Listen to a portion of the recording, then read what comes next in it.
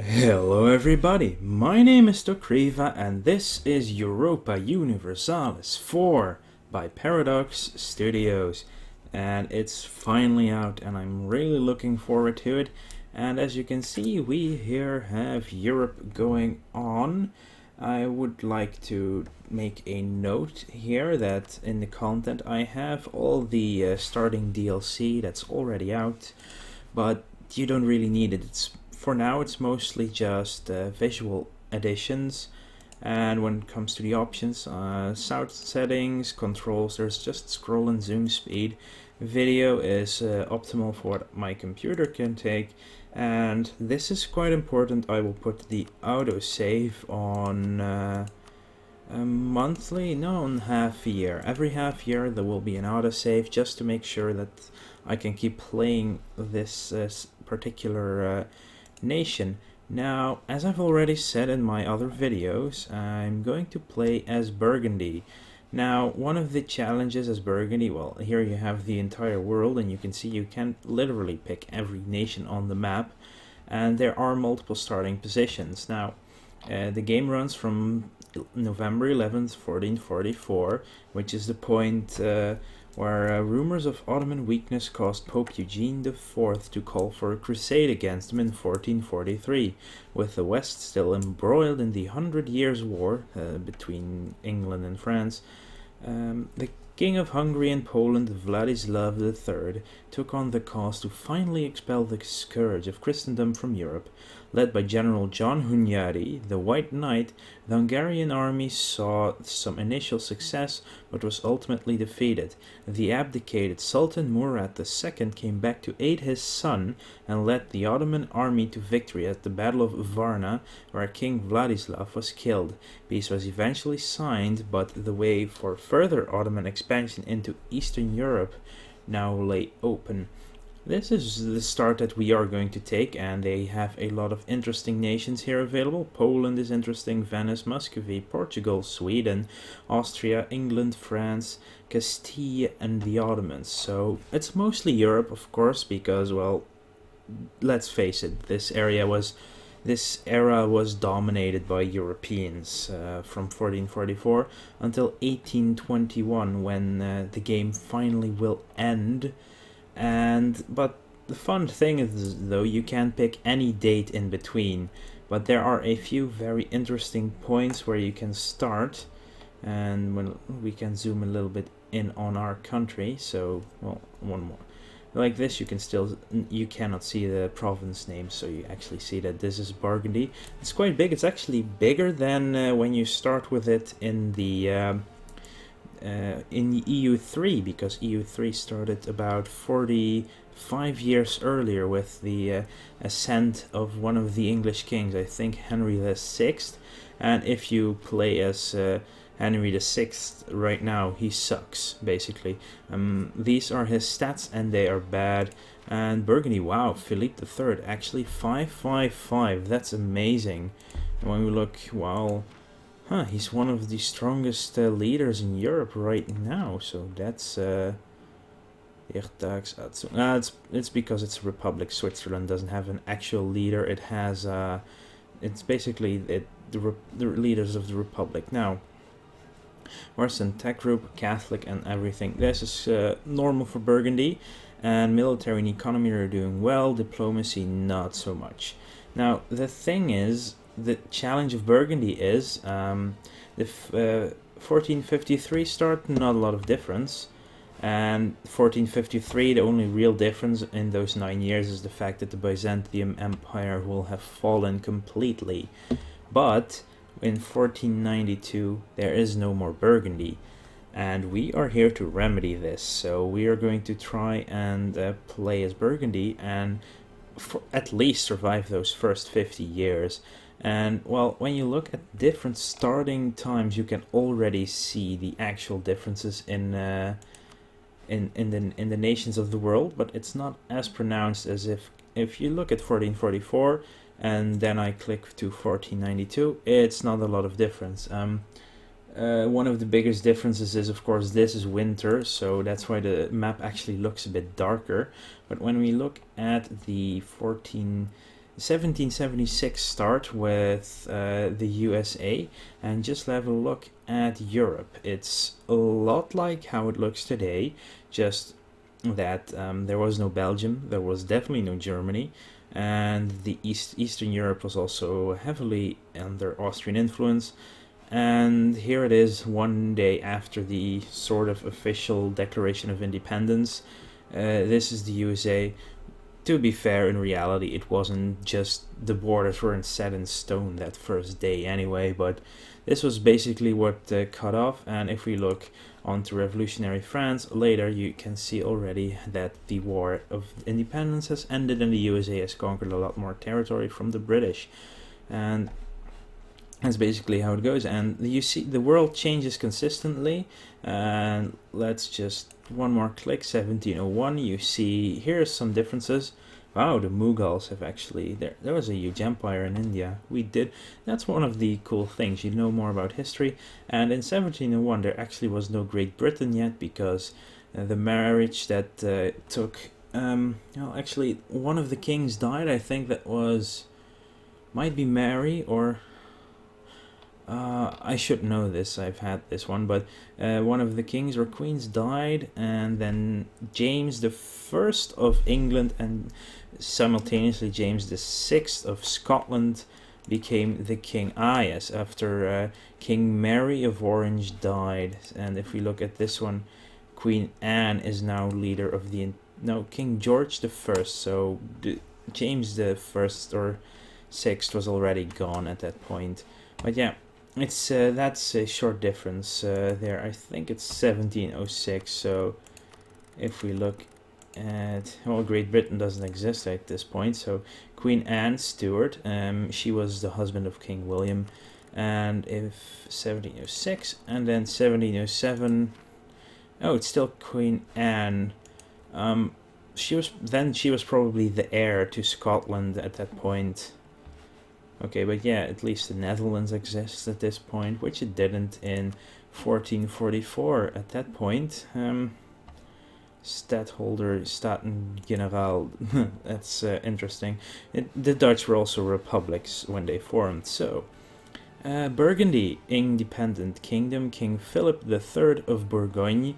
He doesn't have the best of heirs. Hopefully he has a long and prosperous life so we can get ahead. Ideas, our mercenary maintenance is a lot lower, as well as cavalry is better in combat. And then we have the Order of the Golden Fleece with free prestige. The Compagnies d'Ordonnance, originally created by the French monarchy to regularize the recruitment of troops. So it's even cheaper mercenaries. No, wait, it's cheaper mercenaries to buy, and this is cheaper mercenaries to maintain. And the Estat General, and this is, wow, even more mercenaries. So apparently Burgundy is very mercenary heavy, but yeah, that might be interesting. I've never played with mercenaries in EU3 at least, so... Then we have the reform of the feudal army, 10 discipline, very strong. Discipline makes your troops stay in combat longer, and if they are dying around them, their morale will not drop as fast. At least that's how I understand that discipline works in this game. And the towns in the Estad General. The traditional Estad General is very much built around the interests of the first estate, clergy, and second estate, nobility. Economic changes have strengthened the power of the third estate, everyone else. We need to refine the composition to increase, so trade income goes up by 10%. Freedom of worship, tolerance of heretics. You've got heathens and you've got heretics. Heretics is basically the anyone that belongs to your religion group but is not actually. So for Catholics that would be the Reformed, the Protestant and the Orthodox Church. But the heathen would then be anyone in the Islam or Hindu, etc. And religious tolerance is definitely not big in the time of this game. Manpower modifier with the last special idea, and then trade steering. So it's a bit of maintenance. It's quite high in maintenance. Army stuff is high, and then we have some trade and some. Well, this one is against the Renaissance.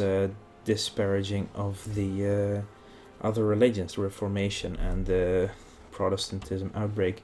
Yeah, we are going to play Burgundy. It's not the most ideal ideas that I would have wanted, but these are the ideas that make Burgundy Burgundy. So, okay, we're going to click play, and then we're going to do most of the stuff we need to get underway, so we're not actually going to let the time run in this game. It's a real-time strategy that you can pause at any moment to decide what to do. It's giving me hints, and let's see. This hint I don't need anymore. That's just talking about the hints. So what do we have? We have a total of 26,000 army troops, yet 25,000 of them are in Vlaanderen, in Ghent, and 1,000 of them are in our capital of Burgundy, which is quite it's funny. So Burgundy is divided north and south of France, and France will be one of our strongest enemies, but at the same time France is not as strong against us. In the beginning they have a lot of vassals that will, with their combined army, will just beat us up, and at the same time we have England. So the reason Burgundy fell at the time was because they decided to back who did they back? I think they backed England in the war, in the 100-Year War, if I'm not mistaken, and then England and Burgundy together got beat up by France, and that caused the English to, well, English lost all their territory on the mainland, and at the same time Burgundy fell apart. So we're not sure if we are going to join the war. At one point I would like Calais, because it is considered a core for both Burgundy and France, by the way, and Co is not. So, well, this is just the terrain map mode. You see nice trees in the Luxembourg area. Limburg, here's home for me. This should be the Meuse River, and this is the Rhine. So I'm from this area over here. Let's see, what is actually the capital city in Maastricht. That's very close to home. So yeah, that's also a reason why I want to play Burgundy. It's basically home, and so we're now in the terrain map mode, and most of the game will be in the political map mode, because it shows us the nations and their borders, nicely colored as well. There are a lot of map modes. You have trade, which is to see the value of all trade nodes, and here's also one of the advantageous parts of being Burgundy. Antwerp is one of the two final nodes in the trade range. There are two nodes from which you can only collect money and not steer money. Steering money is moving trade value from node to node. So I could steer money from London all the way to, basically I can steer it from London to Antwerp, but both Antwerp as well as Venice are the only two final destinations for trade, and having Antwerp and having a large area of our provinces being located in the node gives us a lot of trade power and a lot of money from trade. So trade will be a very good one to make money off as Burgundy. Now we have a lot of things to do. First, what I want to do is check on the economy, and our economy is actually very good. We have an total income of 6 every month. So the difference with EU3 is that EU3 had your taxes split up between monthly and yearly. Now it's just a number a month, and we earn 6 gold every month, and we actually have 211. So a good idea, what I'm gonna do is build up my army some more, because one of there are two things in which Burgundy is strong.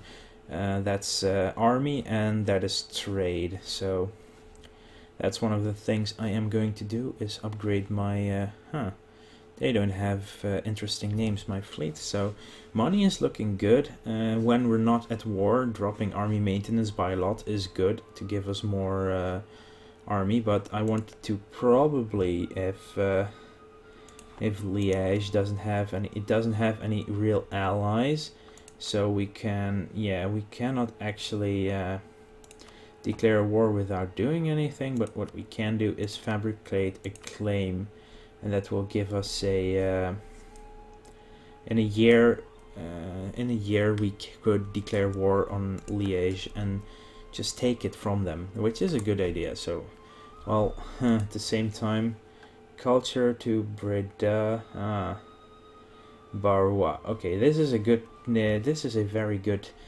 We can decide on missions. So money-wise, we're doing fine, and missions, we have a possibility of doing 3 missions.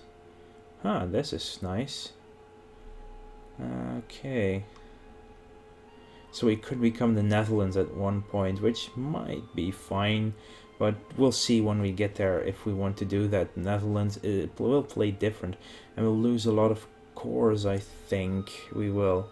Yeah, we will cede the French region, and I'm not sure does this count as the French region, and I don't really want to lose it. Then again, yeah, would we lose this one, or would we not lose this one? So I'm not sure. I might test that before I actually do that. If we can do it, I'll probably save at the end of an episode and then test if that will actually work. So what we were doing was fabricating a claim on Liège to take it, and we have 3 missions. We could spread our culture to Breda, which basically means that Breda should become Burgundian, and right now it is Dutch, so they don't like that, and it costs us a lot of taxes, and that is, I think, one of the downsides of the of playing as Burgundy. We're not completely Burgundy, so we are Wallonian here, which is apparently an accepted culture. We are Burgundian down here, but up here we're Dutch and Flemish, and while Flemish is accepted, Dutch is not, and actually making this changing this to Burgundian will be quite strong, and it actually is. Yeah, it's strong but also expensive, as well as all the culture in the Flemish region, so that's going to be a downside. Then again, we will want to definitely do something about some of it in the future if we have spare points, and I'll talk about the points later. We can make an alliance with Trier, which gives us a lot of prestige and power actually, but what I want to do really is basically save the Burgundian people in Barrois, which means that we can invade this city, and it's in the Provence, and we have yeah, so we can now go to war with the Provence. And do you have an alliance? Let's see. They are at war with England, but that's about it. And anywhere else? Well, the Provence has a few more provinces, but they cannot really do anything about it. So they don't have any allies. They are at war together with France, but it doesn't make them allies, I think. No, it does not. I don't think anyone starts with any allies in the beginning, maybe. Reconquest on us, really? You have a reconquest on us. Huh. Austria is weird. So, are there any alliances going on in the world? I have no idea. Yeah, I would need to find the flag for alliances. No, actually, that's just a personal union. Okay, so I don't have any alliances in the world, so which means that I'm just simply going to declare war on Barrois. It will not cost us any stability. Lorraine will aid them, but that's fine. Lorraine is this area, so we'll just move our troops south and try and cut them off, all out of fear. Just move them back, and we just have to probably occupy Lorraine as well. We're now at war with both of these. If we look at diplomatic map mode, the provinces we're at war with have become red, and any province we have a core on is actually striped green, and this one is also, we have a claim that's yellow. A claim is not a core. A core means it's really a part of your country. A claim means it's just you consider it yours, but it's not really yours in the end. And that's what we're trying to pull off with Liège at least. Now, we're at war, our troops are moving, so that's the missions front. Now, if you don't know if you have anything you can do, you actually look at these flags. So yellow means important, red means urgent, green means it's something you should look to, but it's not the end of the world if you don't. Now, we have a lot of money, we have a lot of income every turn, so I'm going to get a couple of... wow, we can only hire stability guys. So I'm going to hire a couple of advisors, +1 possibly for every slot, and we can only get the stability cost modifier one. Basically, you can either have a +3, 2, or 1 advisor in every slot, and every slot is associated with a certain kind of ability: administrative, diplomatic, and military. Now for the diplomatic one, we could either get global trade power or better relations over time, or diplomatic reputation, but that's not the most important one. I think global trade power is very strong to give us more money every month, because Antwerp is one of the trade hubs in the world. Finally, we have the military advisor, reinforcement speed, or military tech cost. Now, actually, military tech cost is what I want, because technology-wise, I want to first look at military. Now, we have a monthly increase of a lot of stuff. What I will do before anything else is I'll take my army and hire a leader. Well, we could put our king there. He has 3-3-3-1, but the chance is they will die, and that's not something I want to do. So as long as you don't have your king leading an army, he doesn't cost you any military points. Each military leader costs you 1 military power every month, but depending on ideas, you can have a few free ones, and the first one is always free. Now we'll have a truce will expire in a few years. In 2 years we have a truce with the Hansa. Hansa are also a trade civilization. That's a different game. They're a trade nation, and so you will be competing with them for trade. And disputed succession is not the most important one. It just means that you could, if you have royal marriage, you can push a claim on the entire nation on them. And we have a claim on this province we do not own, but that's why we just went to war, to get this city back. And yeah, that's okay. So we are getting +9 in each of these categories, and and our oh, that's diplomacy. For Burgundy, our heir has a 204, I believe it was. Now we could set some people as rivals, which means more prestige from them. We get spy offense, no trade efficiency penalty when embargoing, and less diplomatic power costs for demanding provinces from them in a peace deal. So it's cheaper to take stuff from them. But if we choose to make a rival, it's possible that it will. It might be possible that it costs us money, but that it costs us relationship, and I think we can.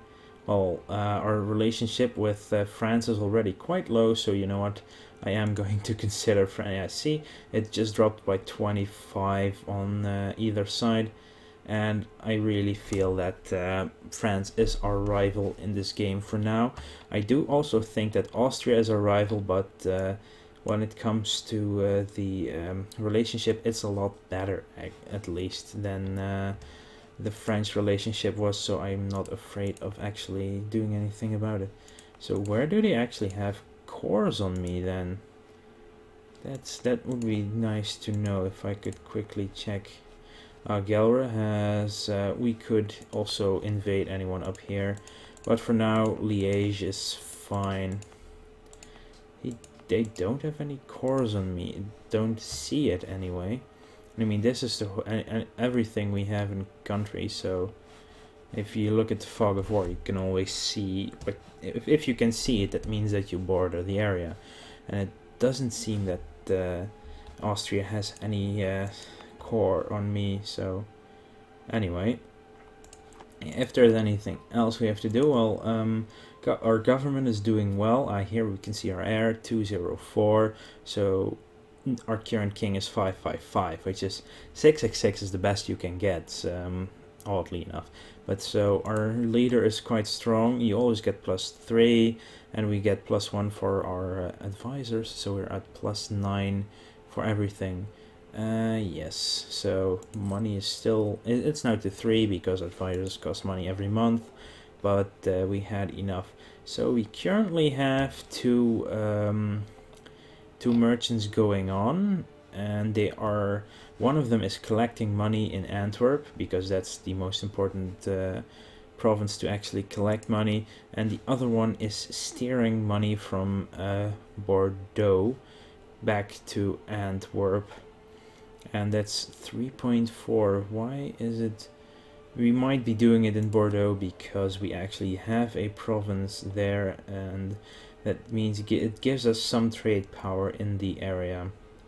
And the more trade power is, yeah, if you have trade power in a province, you can move it to yours area. And for the rest, we only have Antwerp.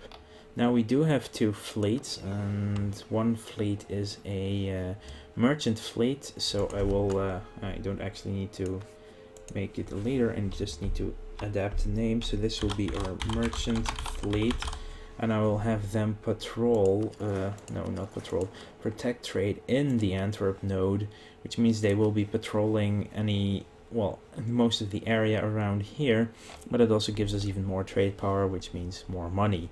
And our trade power is quite big already, and it should only increase over time. And that's everything we can do about trade right now. Tech, yeah, we need, that's a change from EU3 as well.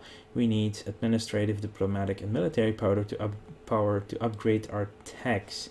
Now, base cost is 600 for either of these, and because we have a cardinal, which gives us a decrease in the cost, as well as the 10% for military. So once we get to 534 military power, we can upgrade military tech, and the same goes for the 594 for the other two, which is very good at least. And we need to have level 4 in administrative to get to our first national idea, and once we get to that point, I will actually tell you my plans about what I want to do with our ideas, missions, and decisions. Well, we cannot do any decisions right now. We could check on what would be useful to do,